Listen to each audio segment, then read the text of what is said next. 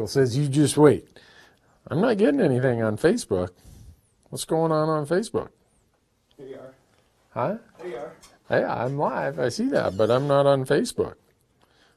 What's the deal? Anyone seeing me on Facebook? Oh, there we go. All of a sudden, I'm on Tight Spot Quivers, but I'm not on mine. What's going on? You're on Bowtech. I'm on Bowtech. Where's the Randy Newberg feed? I'm on Rocky Mountain Hunting Calls. Well, how crazy would that be if I'm not on my own feed, right? Huh. Well, we got a technology issue going on here. That's where most of the questions come from. You see me on my own? Huh? That's where all the questions come from. Hold on. Just a second, folks. We're going to call the technology guy. We're going live with this, huh? We're going to solve a technology problem on the phone, huh? On Elk Talk Live. All right, Mr. Tim. Why is my feed not there? He's going to crack up. He's going to be like, what? Tim, you're live. You got me on my Facebook yet? Nope. All right, I'm calling him. This is the guy in charge of technology here. He's gonna. Oh, hey Tim. Tim, we're on.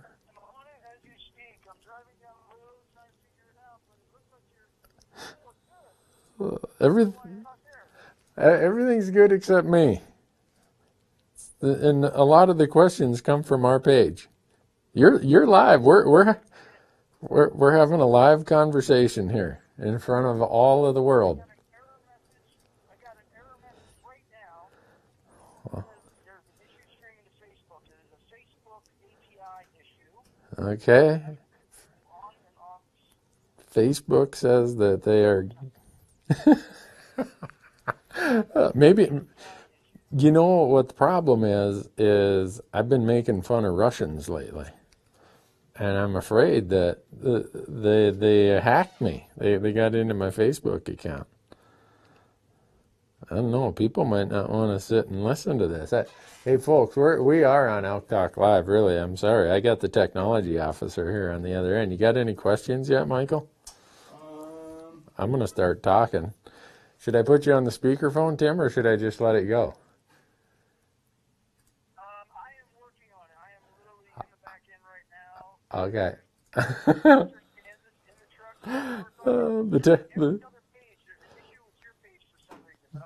The technology guy is on a. He's in Kansas on a turkey hunt.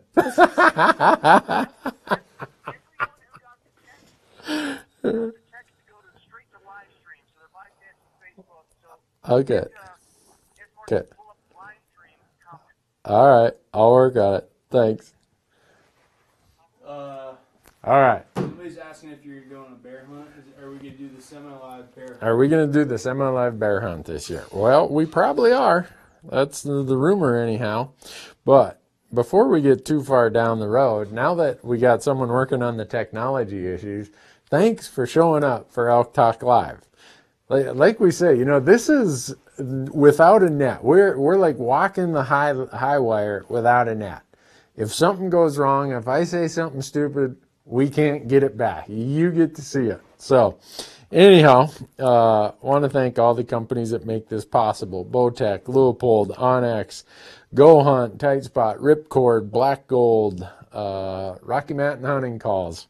And just great that we get to do this. We are getting to the end. I mean, there's not a lot of states left. The good news is right now, I think in the next week we're going to get elk and deer results from Montana. And in the next week we're going to get results on everything. Elk, deer, antelope, bighorn, you name it. All the exotics, everything we're going to get from New Mexico. So be paying close attention to your emails or log into your accounts. And you're going to, hopefully, some of this, what we've done, you're going to draw a tag because of that. But there's two of the companies want to make sure that you know if you use promo code RANDY, you get 20% off at Onyx Maps on their app products. And Go Hunt will give you $50 of Mad Money, free cash, in their gear shop if you sign up for the Insider. So, all right, Michael, what do we got going, huh? Anything? Are you gonna chase turkeys or bears? Am I going to chase turkeys or bears? I'm chasing bears. These guys are chasing turkeys. But really, what we got to figure out is Monday is the 16th. I'm looking at the calendar. That's the deadline for Nevada, right? You don't want to miss Nevada. And then we go to May 15th. That's the deadline for Oregon. And then for elk, deer, and antelope, we have the deadline in Idaho for elk, deer, and antelope is the end of May, usually first part of June. And then for Montana and Idaho, we have moose, goat, and sheep deadlines the end of April. So we've still got some deadlines coming up, but we're mostly focused on elk here. So that's why most of the questions, most of the comments are focused on elk. And when we talk about Nevada, you heard us talk about it last week, that when you're applying in Nevada, it's a complicated, not super complicated, but it's a complicated system because they square your bonus points. And they let you have 5 choices before they go on to the next person. Well, for non-residents, we get a pretty small piece of the pie in Nevada, up to 10%. Well, so here's the difference between Nevada and, say, a state like Montana or Arizona. Montana and Arizona say that non-residents get up to 10%. Doesn't mean they get 10%, they get up to 10%. So non-residents might only get 6 or 8 or whatever for certain hunt codes. Nevada actually carves the pool of non-resident tags off to the side and says, this is the 10%. They're all going to non-residents. All of you go in this separate non-resident draw, and you only non-residents are competing for those tags. So there is a difference between how some of the states do it. But like I said last week in Nevada, if you have 10 bonus points and I have 2, they square your bonus points. So you've got 10 squared is 100, plus you get 1 for your current year application. That's 101. I've got 2, so you square 2, that's 4, plus my current application. I get 5 random numbers. You get 101. Who do you think's got the better chance of drawing a tag? You. And so each of your random numbers is assigned to you, and they look at all 101 that you have and say, all right, here's your lowest random number. That's the number you use in the draw. All right, Randy, here's your 5 numbers. There's your lowest one. It's not very low, but it's your lowest one. That's the number you use going into the draw. And then they sort them all from lowest to highest. In other words, the smallest number to the biggest number. And they start with the lowest number and just start picking them away. And if they get to you and all 5 of your choices in Nevada are filled, guess what? No luck for you. You get another bonus point. And they do that for every species that you apply for in Nevada. So that's a kind of complicated way to do it, but it's how they do it. Oh, look at that. We're live on Facebook. My Facebook page is actually working. Oh, there we go. Ha! Tim, you see, the technology guy, he's not all bad. He's he's out there in Kansas turkey hunting. Hey, Matthew says hello from Australia. Look at that, huh? Someone from Australia wants to come here. Scott Jones just joined. That's cool. We are live now, and everybody's going to say, hey, I got the text, but I couldn't get on this week. Whereas last week, everybody could get on, and we didn't have the text, right? Oh, man. Colton wants to know what's up. I don't know, Colton, what's up with you? But we want to make sure. Wayne says, I'm lost. You just now showed up on Facebook. I know. I feel like I'm lost today also. But here's a couple things. A lot of people last week said they didn't get the text, so we went through, made sure everyone's going to get the text. Hopefully y'all got the text this week. And to get notified, the text is, you want to text Randy, R-A-N-D-Y, to 77453. And you'll get notified, and you're also going to be in the drawing for the hunt that we're putting together. I think we're that close. You've heard me saying that. Our goal is to have it ready. Let's see, that Elk Talk episode in May, I think is May 9th. I think that's our goal, to try have it ready.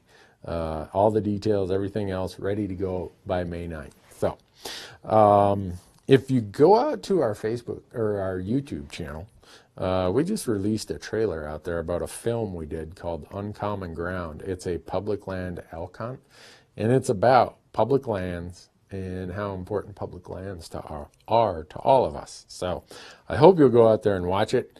We're going to premiere that film at the Backcountry Hunters and Anglers event this week in Boise on Friday night. And then, so the one we're premiering in Boise, we got a bunch of, what am I going to say, funny outtakes at the end. There was a BHA employee with us on that hunt, and I don't know if he understands how much fun we're going to make of him with the outtakes in that hunt. But then we're going to re-edit it, and we're going to put it up on Amazon, and then it's also going to go to YouTube. So I think you're going to like it, though. Pretty cool hunt. I might be a little biased, but let's see. Cody says, how come last week's hunt talk isn't up on YouTube yet? You know, that's a good question. I'm going to ask Michael. Do you know why last week's hunt elk talk wasn't up on YouTube yet? No. No? Nobody knows. It might be loaded up on there. I don't know. Maybe it's there. A lot of people say, I'm ready to go hunting. Me too. It's been, if you live in Montana, it's been snowing every day. It is April, what is it, 11th? And just north of here, got 6 inches of snow today. I don't know. How does it, when you go, have you been out shed hunting, Michael? I have. You have? Found any? No. No, too much snow, right? So it's just a tough winter in Montana this year for deer and elk. And I don't know how that's going to affect things. I know it's really affecting deer and antelope. I don't know how it'll affect the elk. The elk are pretty tough. They'll probably get through it. So, let's see. Randy, what kind of wind checker do you use? It's pretty easy to use a wind checker. You can make your own. You just get a little puffer bottle and put some sort of talcum powder or other kind of powder in there, and off you go. And you'll see the little puff. You want something that's really light, that any wind is going to move it. And you can use any one you want. I buy the ones just because I'm usually in a hurry and I'm on the road when I lose one, so I got to go buy one. But all right, someone wants to know what the code is for Onyx Maps. It's Randy. Every promo code we use is Randy, Randy. How easy is that? All right, so what are we going to do when the results for New Mexico come out this week? The results for Montana come out this week. Colorado's going to come out next month. And let's say you don't have a tag. Then it comes down to, what's the strategy? How are you going to go elk hunting? Well, you're going to have Colorado as an option where archery and second and third rifle season, you can go and buy a tag over the counter. And then you're probably going to have some leftovers in Montana. I know there's going to be some leftovers in Montana because I got a call today from one of our guest hunters who was coming to archery hunt with us this year. I'm sure he's going to draw, and he's going to have to turn the tag back because of work. So I know there's going to be at least one leftover tag in Montana. Idaho has a ton of tags. And Michael, we're going to Idaho this year, aren't we? I hope so. That's what he says. I hope so. That's on our plan. We're trying to get to Idaho this year. It's easy. It's close. Tags are easy to acquire, and we're thinking that we're going to go do this right on the Montana-Idaho border. We're going to have a tag for each state, right? We're going to go there in the rut, and we're going to call, and no matter which side they respond from, we're going after them, or at least in theory. So someone asks, it's an early season cow hunt mid-August. Do I look at higher elevations or lower towards the feed and water? It depends. If there is no feed lower, they're going to be up higher, because think about the high country has the best lush, moist vegetation throughout the summer months. And until it actually starts getting colder, you go up high and you see how it gets kind of a brown look. And some people say, oh, it's burning up there. By that, they mean that the vegetation is curing and burning. Well, until that happens, the elk like to stay up there. There's going to be plenty of water up there, and the best food in an early hunt like this person's asking in August, they're going to be up high. Now, if you're in a place where there isn't a lot of elevation change, say you're in some of the places in New Mexico or Arizona where it's just pinyon juniper or it's mostly ponderosa and it's just rolling in canyons, that's a completely different story. But when you get to high alpine country, Montana, Idaho, Wyoming, Colorado, parts of Nevada, parts of Utah, you're going to see them up higher more than you are lower, just because that's where the best food is. And remember, we always talk about what are their needs at what time of year. And the reason we don't spend a lot of time talking about the needs of cow elk is because they have one primary need year round, and it's food. And so find the best food, you're going to find the cow elk. Why don't I do a muzzleloader hunt in Colorado? For a couple of reasons. I'm not much of a muzzleloader hunter. I've taken, I think, 3 animals with a muzzleloader, 2 mule deer and 1 whitetail deer.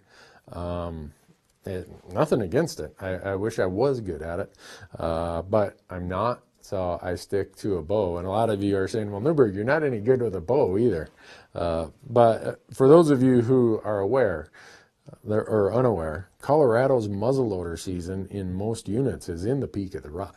And so you're out there with the archers in September with a muzzleloader. Colorado has quite a few restrictions. So if you plan on going to Colorado and doing a muzzleloader hunt, make sure your muzzleloader, your ammo, everything complies with the rules in Colorado. Colorado, Nevada, Idaho all have pretty strict rules about what's a legal muzzleloader. Some states like Montana and even Wyoming, I think Wyoming has 1 or 2 muzzleloader only hunts for, and I think those are antelope hunts. But Montana and Wyoming, it's, you know what, if you want to hunt with a muzzleloader, you just go during the regular rifle season. Some of the other states further south have a specific muzzleloader season. I don't do it. It's, again, like I said, not for any reason, just I don't. So, all right. Let's see. Someone asked, Scott Jones asked, did you put in for a Nevada archery tag on your later picks?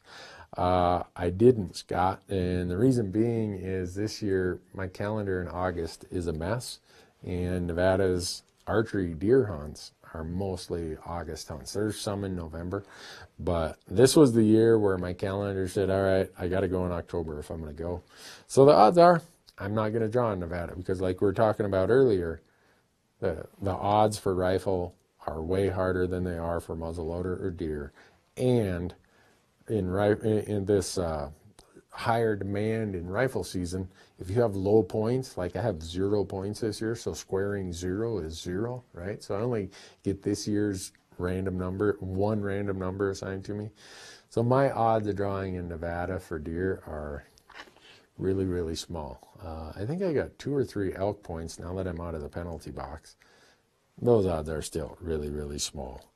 Let's see, what tripod do you use for your spotting scope? Boy, we use all kinds of them, don't we, Michael? We got Manfrotto's, we got some made by Leupold, we got some Benrose.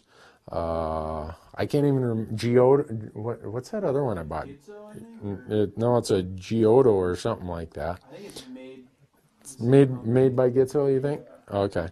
So, anyhow, what they all have in common is they're all carbon fiber, so they're lighter, and they all have a fluid head. I take that back. I have one really small one that has a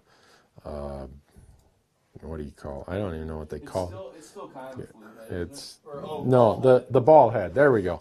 I like the fluid heads because if you got something big like a spotting scope, if you move it just 1 degree, it really changes your field of view. And the little ball heads, you really can't slowly move that or either grid it up and down or move it horizontally very well without moving and missing a lot of stuff. So that's why we go to the fluid heads. You'll see a lot of people use those, and they also use them with binos, and we do that a lot also. We just put some Arizona Coues deer hunting up on our YouTube channel. I think we did 7 or 8 days down there, and you'll see we have our 15 by 56s locked down on tripods. It's amazing how much more you will see. And when you're looking for those little itty bitty whitetails in that really thick brush, you want to be as steady, as slow and deliberate as you possibly can. Oh, let's see. How many tags has Randy and the crew drawn so far? Randy's drawn 0. Matthew, my son, has drawn Wyoming elk. Uncle Larry's drawn Wyoming elk. One of our friends has drawn Arizona elk, but that's it.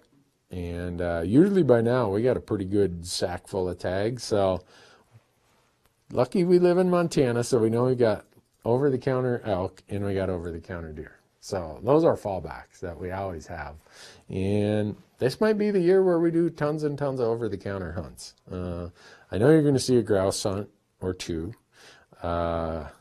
What else did we say we're going to do this year, Michael? We got all kinds of things that we said we were going to do that are a little different. You're going to see an antelope hunt. Yeah, we're going to turkey hunt, which is different. In 2 weeks, we will on the 25th? Yeah. 25th, we won't be doing Elk Talk Live because Michael and Marcus are going turkey hunting. I'm not a turkey hunter. I've proved that way too often.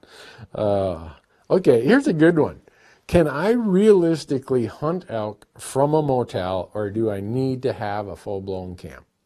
That depends. So I'm trying to think when I've stayed in motels and I've shot elk. Wyoming, one time I stayed in a motel, I shot my elk there. My buddy Mark, we stayed in it's kind of like these little mini cabins that were close to being a motel. He shot an elk in Wyoming. Colorado, I shot an elk staying in a motel. Arizona, our buddy Lee Havemeyer shot an elk while staying in a motel. Uncle Larry, when all of his, we were staying in camps. So I guess there I rattled off quite a few of them, right, that we'd stayed in motels. So you can do it. The things you got to understand is you're going to have to get up earlier. You're probably looking at an extra 30 to 40, 50 minutes, maybe even an hour drive each morning and drive back each night. The trade-off is you're probably going to get a good night's sleep. You're not going to be laying in a wall tent with a 30-mile-an-hour wind flapping the canvas against the frame, keeping you awake all night. You don't have to get up and stoke the fire. So there are trade-offs, and we've done it quite a few times where we've stayed in motels and we've shot elk. I'm trying to think if any of our New Mexico elk we ever stayed in a motel and shot one. I don't think so. I think all of those have been camps. Colorado, when Marcus and I were there a couple of years ago, that was a camp. Last year, Arizona, when I shot that bull, that was a camp. So I'd say about a fourth of our elk are taken from motels. While we stay at motels, the 3/4 of it are probably when we do the traditional camp. So when looking at units to archery hunt over-the-counter elk in Colorado, do I prefer units with higher populations of elk and therefore hunters, or lower populations and possibly a higher kill ratio? Give me the lower population unit with fewer hunters. For me, it's not always just about success in filling a tag. It's also about the quality of the experience. And that's part of why I go and I hike back into crazy, way back in the bush places. And it's just the kind of experience I seek. I can't say that there's a right or a wrong. It's just what I want. So let's see. A bunch of New Mexico folks are chiming in. It's going to be scary dry in New Mexico this year. I think the same for Arizona. I've already heard some people saying that in Arizona they might turn their tag back in. Arizona has that point guard program where once every 5 years, I think it is, you can turn your tag back in. If you bought the $5 point guard in advance, it's kind of like an insurance policy. You can turn it back in and you're going to get your points restored. Some people are saying that as dry as it is in Arizona, they're thinking about doing it. Let's see. Have I ever used a floorless teepee? No, I haven't. I know the guys over at Meat Eater, Giannis was telling me that they use one, and he likes it. But for me, I don't like a teepee because you're sharing it with people. And I know this sounds weird, right? But when I spend 100 days a year sleeping under the stars, I don't want to have to share a tent with someone. Michael's over there laughing. because all three of us carry our own tents in on these backpack hunts. And someone says, well, why don't you guys carry one teepee and all, or one whatever, and all of you sleep in that? You know what? We spend enough time together. We don't need to stay in some sort of tent together. So that's why and that's why I haven't used them, and why I can't give you a good answer to that. So Scott Johnson asked this question, and because we get it so much, we did a YouTube video about it, I think probably a month ago. How many coolers do you need to haul elk meat home, and what size cooler? So it depends on, one, how good you are at boning it and how efficient. In other words, how much meat are you going to end up with? But here's what I can usually do. I can usually take a 65, a 65, and an 85. And I can get a fully mature, blown out bull elk in there, in those three, with lots of room for ice. So if I have a 2-day drive home, I've got this much room on top where I can just line it with frozen milk jugs, frozen water jugs, dry ice, whatever. And then I don't have to worry about it on the way home. Now, some guys will try to pack it into fewer coolers, but understand, if you put it in fewer coolers, you got a greater ratio of meat in there and less room for ice. So for me, I have two 65s and an 85. I use these Orion coolers. If you go out to our YouTube channel, you're going to see the video we did about how we do it. And I think this year, if we're lucky enough and we shoot an elk this year, I hope we do, we're going to do a video about, all right, here's how we do it. Here's how we're splitting it out. And what we try to balance it out. We don't put it all in one or all in the other. We try to make it so that it's, proportionate amount of meat to ice in each of the coolers. So, what kind of tent do I use? I use Newberg tents. It's just something that works great for me. I've been using them forever. I'm trying to think when I bought my first Newberg tent. I don't know, over 10 years ago, I'm sure of that.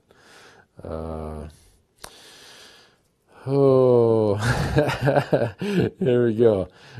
Craig says, Randy, I once met a seasoned elk old timer, and he made a device like an accordion that applied smoke to his clothes. He insists that it will beat the elk's nose. You know what, old timer? If you are, I don't care what you wear, what you do, whether it's smoke, whether it's these scent products, if you get upwind of an elk, the game is over. It's that simple. And you hear all these old wives' tales about this and that, and this works that way, and you can get by with this. No. With a mature bull elk that's been hunted, you are not getting by with anything. So filling your clothes full of smoke, forget about it. You have to play the wind, no matter where the wind is. And we did a hunt.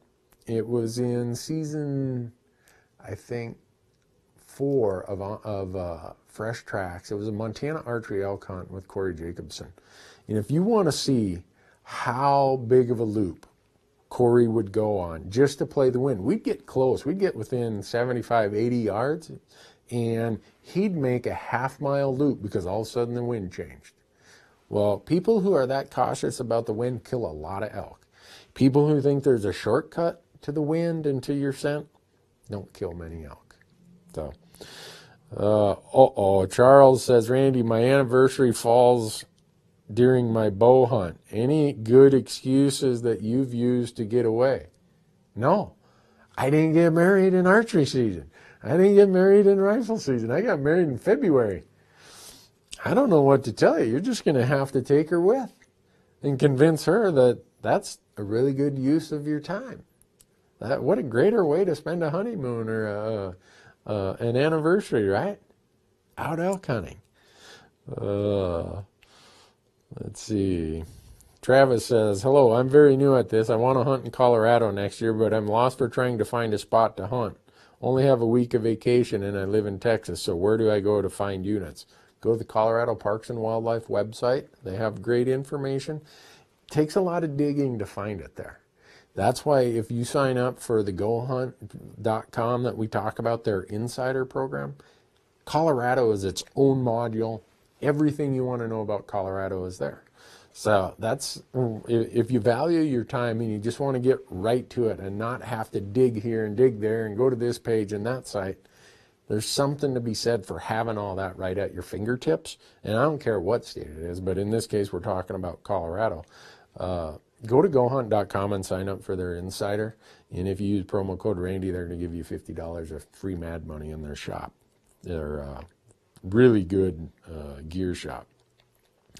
Oh, Mark says, Randy, have you ever hunted southern Beaverhead County in Montana?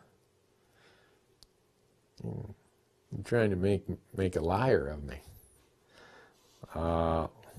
Can I plead the fifth? I think the way I answered it probably tells you, yes, I've hunted southern Beaverhead County. Actually, I had a deer tag in the Lima Peaks, and it's a limited entry mule deer tag. This was in 2014.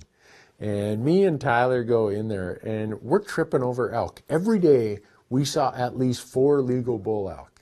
But he and I had both already filled our elk tags.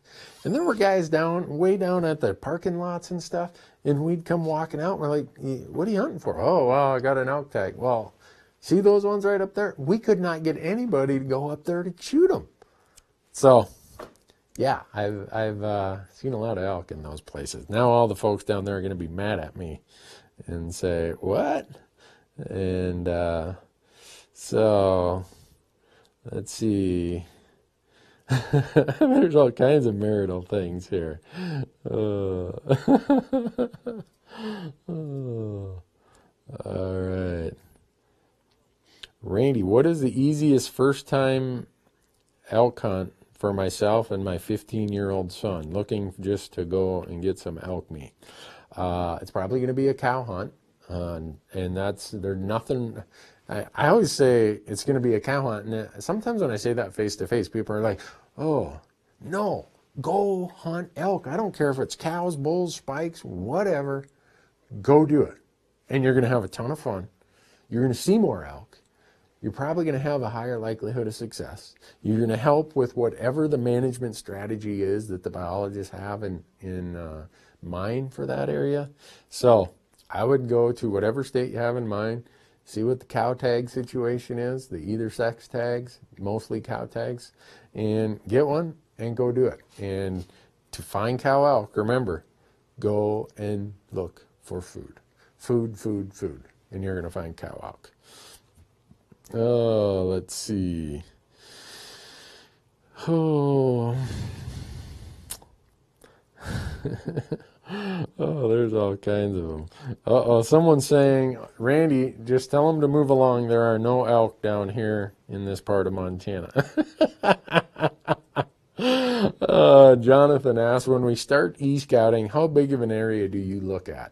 I would say that when I first start e-scouting, and if you go look at our YouTube videos on e-scouting, we look at an area that's probably 20 miles by 30 miles. And then we start shrinking that down and shrinking that down and shrinking that down. And I would bet by the time I'm done with my e-scouting, when I've got my map all dialed in, all my spots saved on my app and everything, I'm probably going to be focusing on an area that's maybe 3 or 4 miles by 3 or 4 miles.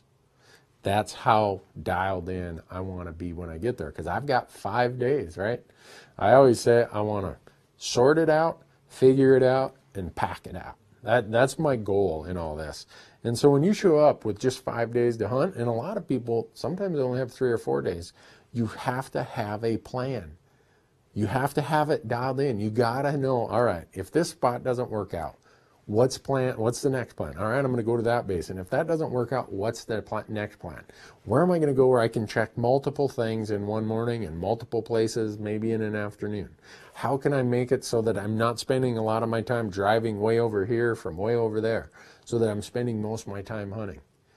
When you get there, you got to have a plan in place. And don't give up on the plan. If I gave up on my plan every time I got frustrated or said, man, this is going to be a tough hunt, heck with it. Most of the elk we shoot are in the last 1 or 2 days of every hunt, because we've done our homework, we've worked our plan, we've stuck with it, and eventually it pays off. So I hope that helps, Jonathan. I can't say that there's an absolute science to it, but I would say the reason most people don't fill their public land bull elk tag is either they don't have a plan. I'd say that's the most common thing. They just show up and think, well, maybe an elk will walk by me. You're really counting on a lot of luck. Or when they show up, they have a plan for the first morning. And after that, it's like, well, heck with it. I know what to do now. You have to have a plan, and you got to stick with it and work that plan. And I know a lot of people get discouraged by hunting pressure. I use hunting pressure to my advantage. So think about this, all right? Season opens on a Saturday, and say it's a 2-week season. So Saturday, Sunday, right, that's when most of the pressure is going to be there. The elk, the bulls, are going to go into their deep sanctuaries, and by Monday morning, you know where to look for them. They're going to be in the deepest, darkest, ugliest places you can find. Now the pressure subsides and subsides and subsides by Thursday afternoon, Thursday evening, and Friday. The elk are like, oh man, there's not nearly as many people around as there was a few days ago. Well, guess what? They're going to start dispersing slightly away. Not like they're going to come way out in the open, but they're probably going to make themselves a little more visible than they were on Monday and Tuesday. So if you can hunt Thursday, Friday, when you know the elk have not been pressured as much for the last few days, and maybe Saturday, Sunday, because you got the weekend. And what's going to happen on Saturday morning? Before the sun comes up, the woods are going to stink like hunters, going to stink like humans. There's going to be all this noise, all this vehicle traffic, and the elk are going to be like, oh, I remember what happened last Saturday. Old Fred stood around out here at daylight, and he got shot. Boom. You can count that if you're in their sanctuary areas, they're going to be coming in there just because of hunting pressure. And we're humans. We know what our work week is. And I use hunting pressure as a weekly event as one of my tools. And a lot of times, if it's a longer season, and like Wyoming is great. Some of their rifle seasons are 20 days. Montana, we get a 5-week rifle season. I go and hunt those later periods because the animals are more relaxed. They're going to be out for that little bit of maybe extra 10 or 15 minutes in the morning, and they're going to come out a little early, maybe 10 or 15 minutes earlier in the evening. And that 10 or 15 extra minutes is really, really helpful. So in that instance, I'm using hunting pressure as measured over the whole arc of the season as my ally, instead of just hunting pressure over the course of a 7-day week as my hunting ally. So, Brendan says, quitters are the hunter's best friends. The last day in Mexico, New Mexico second archery season is a human ghost town and an elk traffic jam.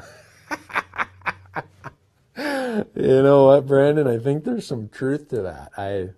I hunt until the last days of season. I try to never leave.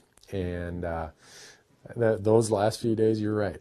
Though if I have to pick in a season, I'm going at the end of season. I don't care if it's archery, if it's rifle, if it's whatever, because I know it's like Brandon's going to say, a veritable human ghost town and an elk parade. Not a real elk parade, but relative to the rest of the season.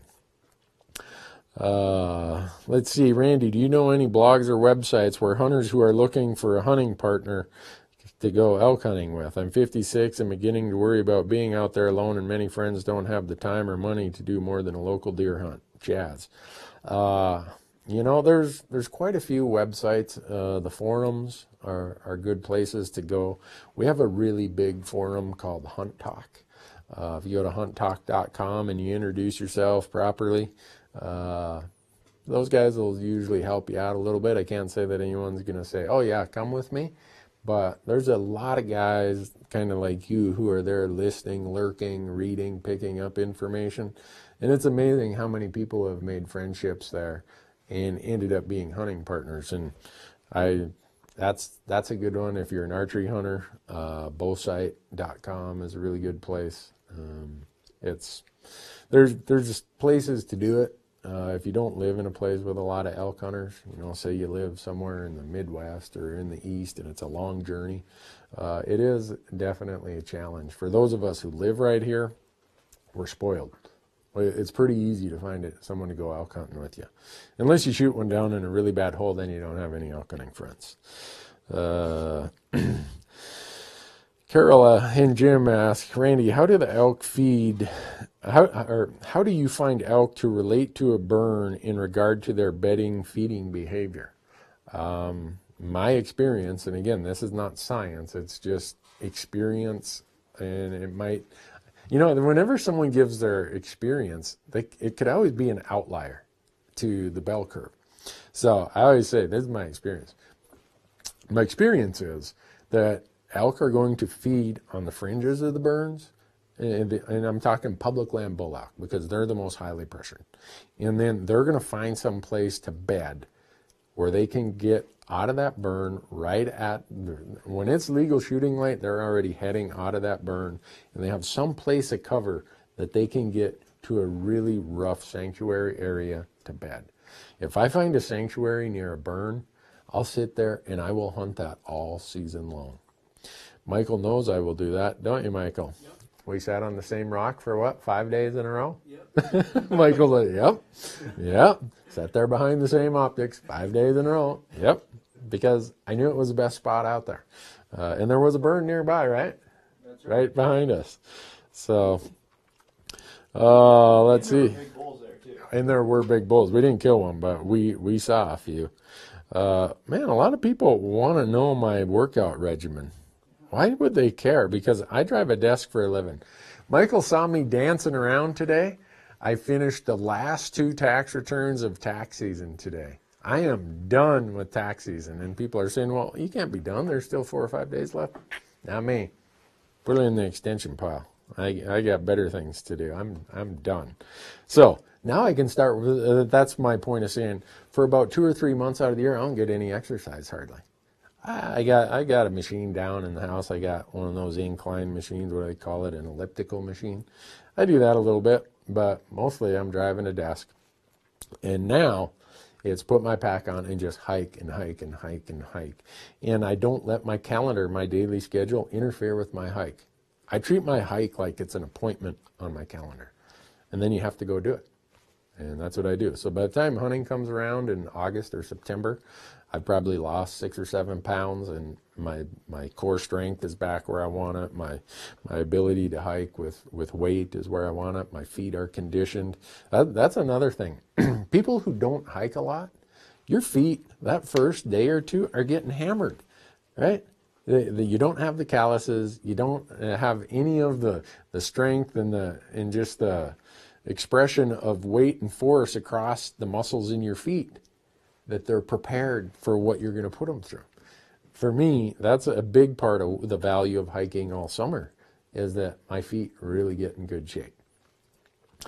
What's the difference between a cow bark and a bull bark? How would you treat each situation? Amy asked that.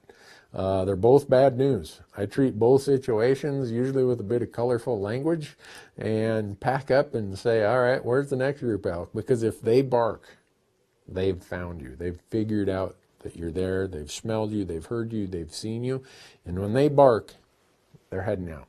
So whether it's a bull or a cow, a bull will usually be a really deeper, hoarser, gruff bark, but either one, bad news. Let's see. Someone else says, Randy, I drive a desk too. I take a walk during work hour. That's a good thing to do. Weekends, drags his spouse out with him. Those, whatever you can do to, I don't sit in a chair a lot. I actually have a stand-up desk, and I do a lot of exercising while I'm standing in front of my desk. No commission from Veridesk necessary.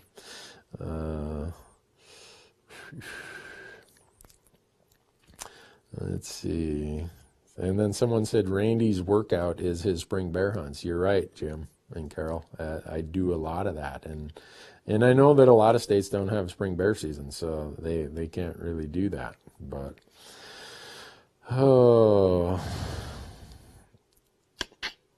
Morgan and Mike say hi. Hey, Morgan and Mike, how are you? Nicholas, Randy, Boise is sick. Can't wait to see you. Super good time at the BHA rendezvous. So I get a lot of requests saying, where am I making appearances? This week, Friday and Saturday. I'll be in Boise at the Backcountry Hunters and Anglers Rendezvous. Stop by the Leopold booth. I will be there shaking hands, kissing babies, not kissing hands and shaking babies, shaking hands and kissing babies. Kenny asks, Randy, have you hunted elk with your 6.5 Creedmoor? Nope, I've not. I've got better options for elk. I'm not saying that a Creedmoor 6.5 wouldn't do it, but just not my choice for an elk round. You can do, you can just get way better options for elk. You hit an elk at a reasonable distance with a high quality bullet with 6.5 Creedmoor, it's going to die. But not every time is that perfect setup, so I want to have other options available to me. Let's see. Mike asked, there was a big fire, greater than 60,000 acres in an area of the Frank. I think he's talking about the Frank Church Wilderness. They used to have lots of elk driven off to the rocky areas by habitat and wolf problems. Do you think the elk populations will return, or are mega fires bad? I think the elk populations will return if there aren't other reasons for them to be depleted, whether it's wolves, hunting pressure, disease, whatever it might be. If there are burns, even these quote-unquote mega fires, they usually come back within 3 or 4 years rather than 1 year. And in most instances, I mean, we have a big one here south of Bozeman that people said, oh, there'll never be any wildlife there again. Well, 3 years later, there's a lot of wildlife there. Oh gosh, Michael, we have got loads of these for showing up late like we did. Hey folks, I'm not big on showing up late. This is not something that I like to do, is to be late, but we had the technology problem. Randy, have you ever considered doing a series of videos on stalking elk, explaining why you are approaching an elk a certain way? I've not thought about that. We might want to put that on the list, Michael. That's a really good question. And I guess for me, it's just all about wind, and it's about shot angles when we get there. For us, we have to not just worry about the hunter's shot angle, but we got to worry about the camera shot angle.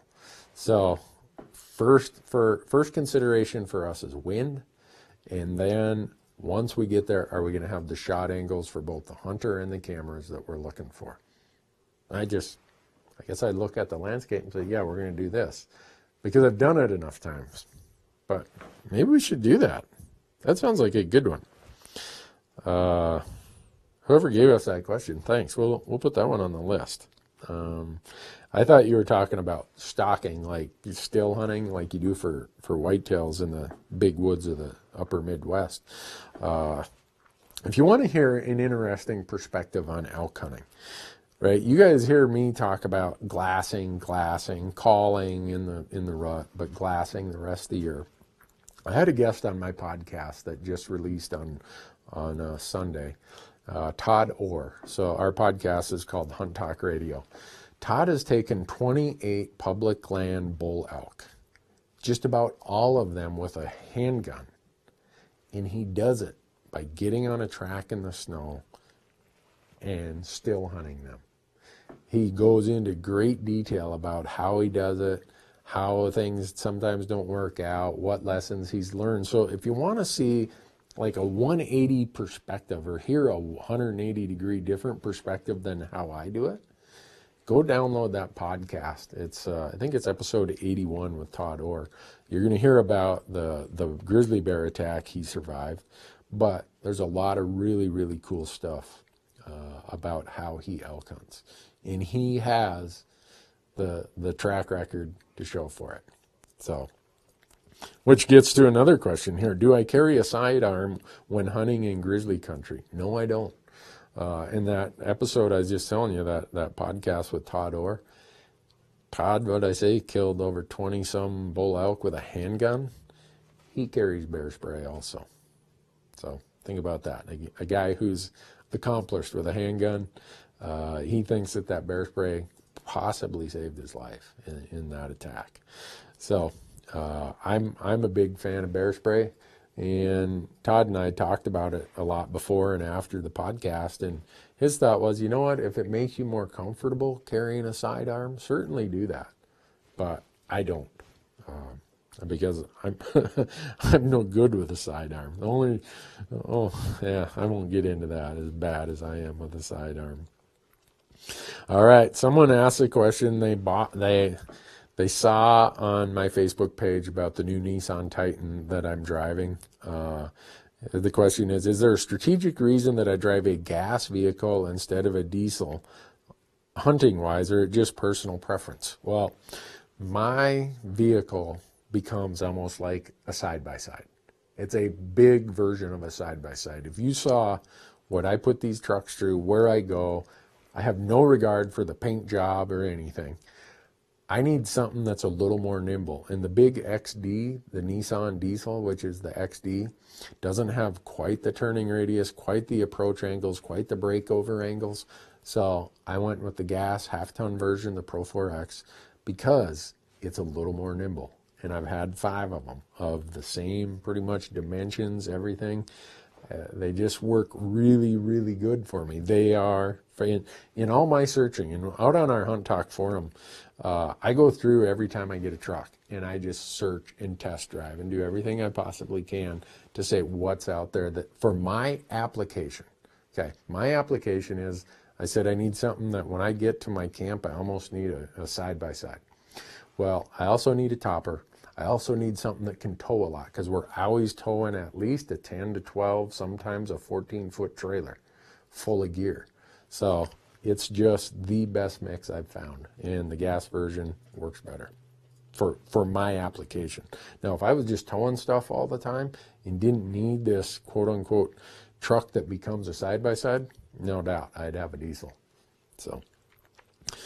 oh, boy, there's a lot of them here. How do I prevent ticks from getting on me?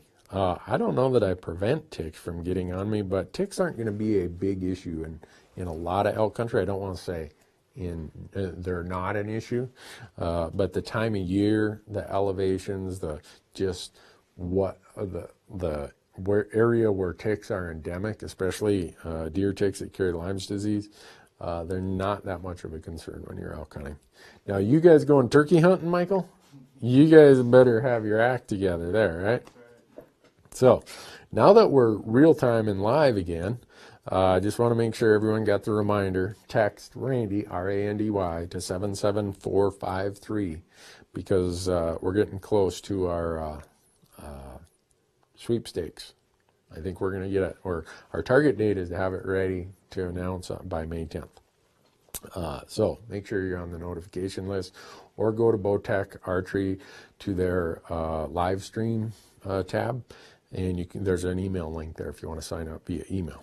So the companies that bring this are Bowtech, Leupold, Onyx Maps, Go Hunt, Ripcord, Tight Spot, Black Gold, and Rocky Mountain Hunting Calls. And now that I say Rocky Mountain Hunting Calls, every time I talk about them, we get a whole bunch of questions about what hunting call do you use, what bugle do you use, what da-da-da. So I use good ones. Someone says, am I going to sell my old truck? Yeah, I am. I've had a bunch of email inquiries about it already. It's got 36,000 miles on it. It's got a topper, a big bumper, a worn winch, custom seat covers. It's got a cracked windshield, but every truck in Montana. Your truck got a cracked windshield yet, Michael? Funny, when I was moving here, right when I crossed the border, Michael said when he moved here last year, as quick as he crossed the border into Montana, a rock broke his windshield. In Montana, we don't sand the roads. We gravel them, okay? When it snows, they're out there with gravel trucks, not sand trucks. So you get rocks about that big is what they put out there. And you're going this way, and another vehicle's coming that way. They hit that rock, and it kicks up, so it's coming at you at 60. You're going 60. About 120 mile an hour impact with a rock about that big. Windshields are not going to last very long. Not that that has anything to do with elk hunting, but Let's see, Randy, I drew unit 25/27 in Wyoming. Got any tips for hunting this wide open country with no trees? It's a rifle hunt, first 10 days of October. Yeah, I do. I would go there before season opens, and I would scout for 2 or 3 days, and you will find those elk. They'll still be bugling some. I would find them, and I would be there the opening morning. I'd pattern my elk. I call it, we do our hunting before season, and we do our tag filling opening morning. In other words, when we're scouting, we're really hunting. And we're patterning these elk. We're learning what they're doing. We're listening to them, especially these early hunts where the rifle hunts start in early October. You're still going to hear some bugling. There's still a lot more activity going on, and it's going on later into the morning, and it starts earlier in the afternoon. But after your first few days of that rifle hunt, these elk, it's going to be like, where'd they go? Be there, get there early, pattern them, and get your elk the first day or two. I mean, if I see one the night before season opens, I go there, I'm like watching that bull until it's pitch dark, sneak out of there, and then I come back in there way before the sun comes up. And I'm there waiting for him. And we kill a lot of our elk opening morning doing just that. So, oh boy, we have got a ton of them. Am I catching enough of these, Michael, or am I can't catch them all. There's hundreds of them. Let's see. Outdoors hunter. Do you usually glass towards the west in the morning and the east in the evening in regards to sunrise, sunset? Not exactly. Part of it depends on how it lays out and what areas I want to look at. I try, if at all possible, in the morning to be glassing from the southeast to the northwest. I do like that east sun at my back. In the evening, I'll usually try to glass from the southwest to the northeast. But sometimes it doesn't work out perfectly. You know, some people go the other way. They say, no, I want to be to the west looking east, because if you think about this slope here that is facing west, it stays shaded longer in the morning. And then they do it the other way in the evening where, all right, the first slope to get shaded is the slope that faces west. And their theory is in the morning the elk or animals will stay out longer on the shaded east slope, and then, east slope that faces west. And in the evening they'll come out sooner on the east slope, on the west slope that faces east.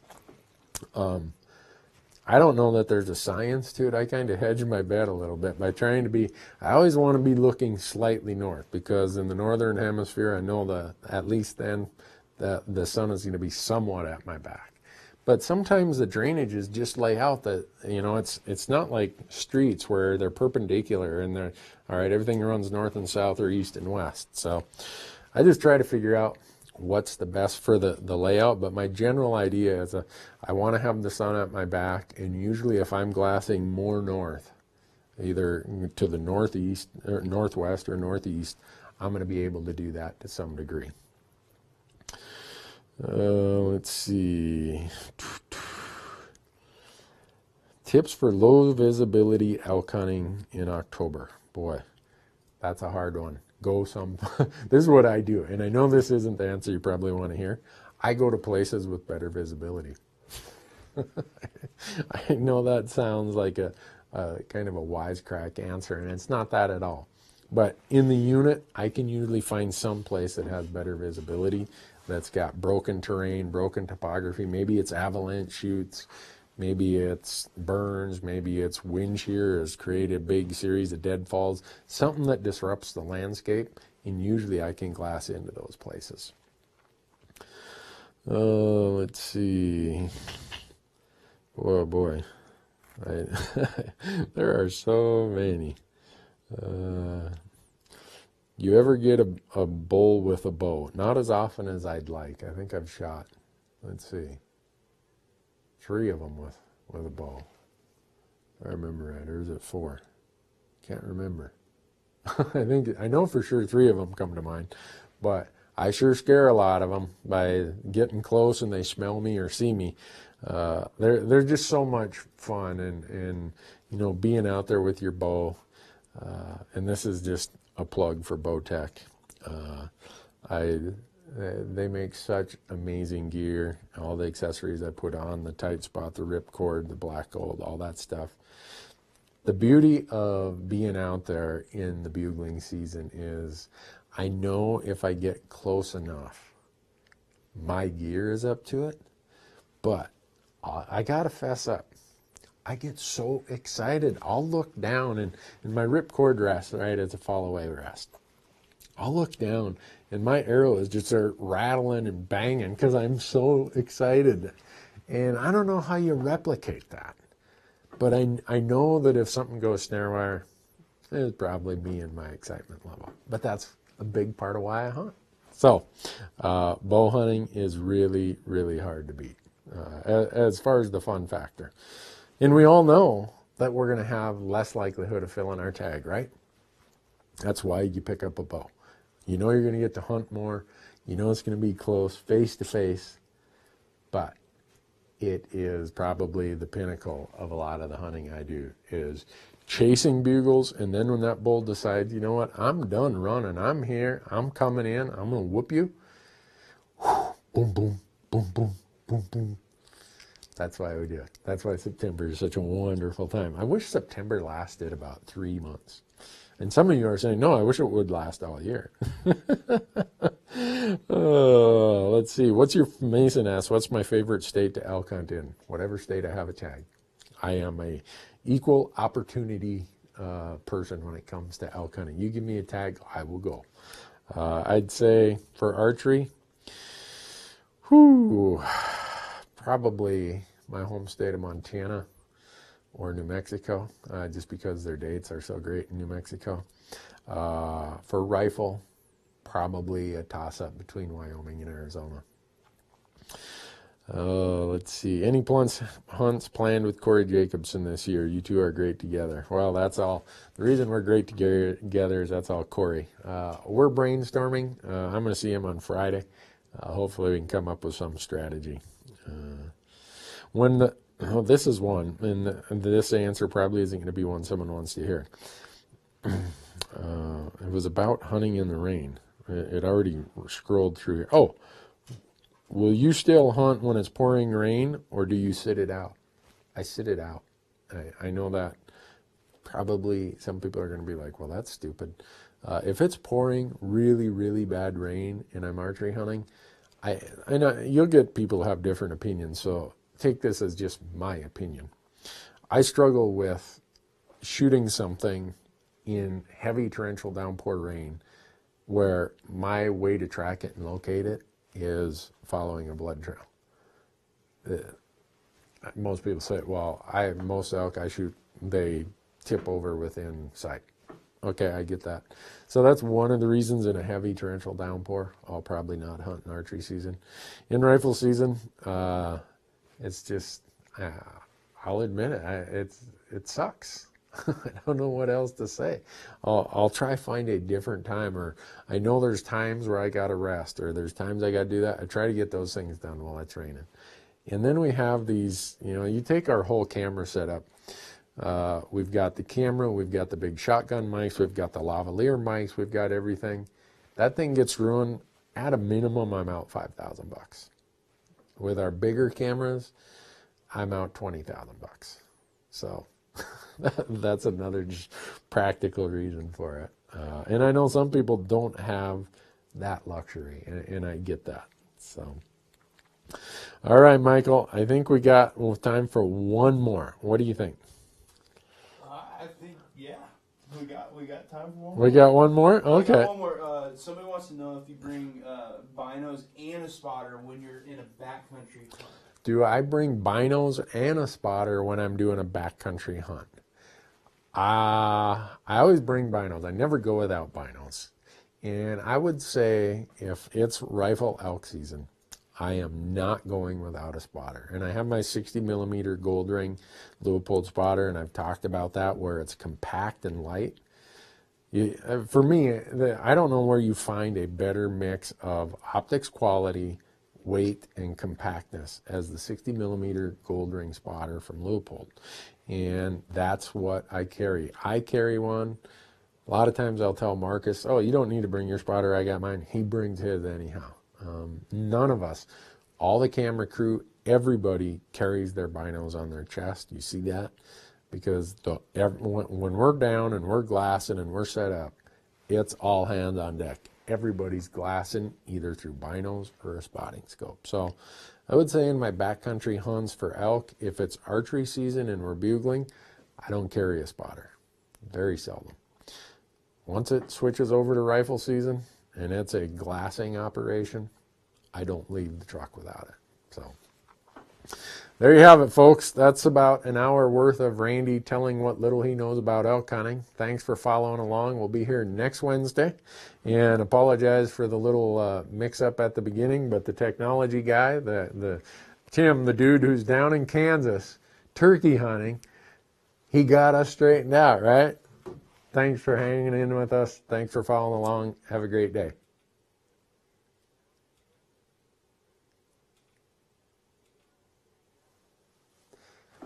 Michael's over here like, come on, come on. Michael, I can't sit here all day. All right, we're good. You sure? You sure? You sure? You sure?